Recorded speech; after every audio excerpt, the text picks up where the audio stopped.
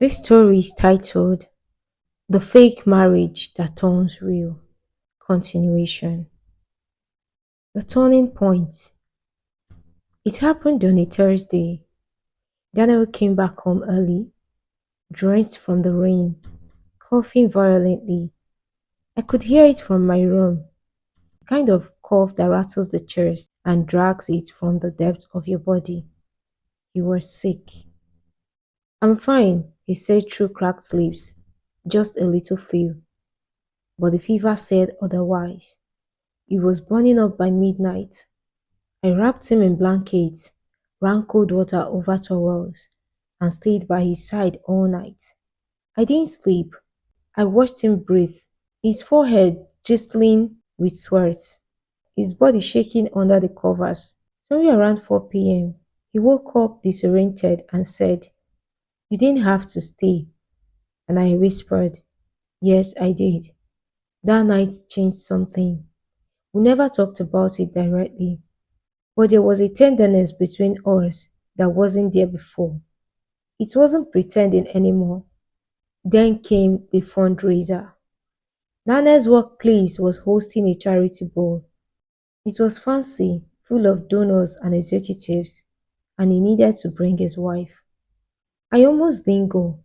I didn't want to fake one more smile, one more arm squeeze, but I showed up in a long emerald dress, my hair in soft coils. He wore a fitted black suit and looked at me like he was seeing me for the first time. "You look, don't say beautiful," I teased. "Too cliche." He smiled, but he couldn't stop looking at me. At the event, a man, some high ranking executive, started flirting with me. He asked if Daniel and I were really married. Said we looked too young and too distant. Daniel pulled me close and kissed me. Not a small kiss, not a fake one. It wasn't the kind of kiss that makes the room go quiet. That leaves you dizzy. That tells you something you didn't know you needed to hear. When we got home, we didn't talk about it, but that night I couldn't sleep. Neither could he, and we didn't sleep alone. Are we still faking it? The morning after was awkward. He made pancakes. I avoided eye contact. He looked like he wanted to say something, but didn't. I felt exposed, uncertain, guilty. Was last night a mistake? I asked too quickly. He blinked. No, not at all. We didn't finish the conversation. The following days were filled with second guessing. We went back to our separate rooms, avoided thoughts, laughed too loud at things that weren't funny just to fill the air. I started journaling again, something I hadn't done in months. I wrote questions I couldn't say out loud. Do I love him? Does he love me? Or do we just love the idea of not being alone? Then the approval came. My proposal visa was granted. 5 years. No more interviews. No more inspections. I should have been aesthetic. Instead, I cried in the shower. Not because I was scared of being deported anymore, but because I didn't know what would come next. I stayed married to Daniel for a lie. But now that the goal was achieved, what was keeping us together? One night I asked him, if the rules were reversed, would you still want to do this? He didn't answer right away, just stared at the ceiling. I think I would have married you a long time ago if I had the courage. My heart skipped. Then, why didn't you?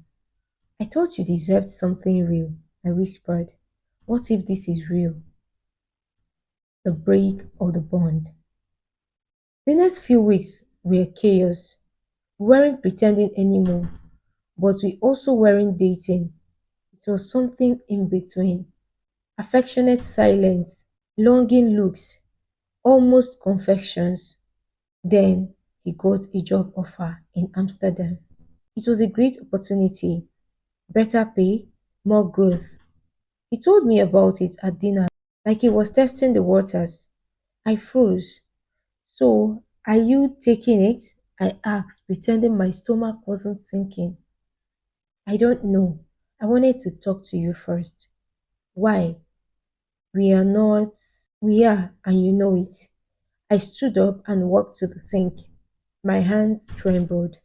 I don't want you to stay because of me, and I don't want to leave because I might lose you. I didn't sleep that night or the next day. He started packing slightly, just in case.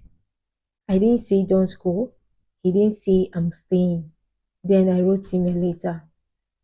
Daniel, maybe it started as a lie, but I've never been more honest than I am right now.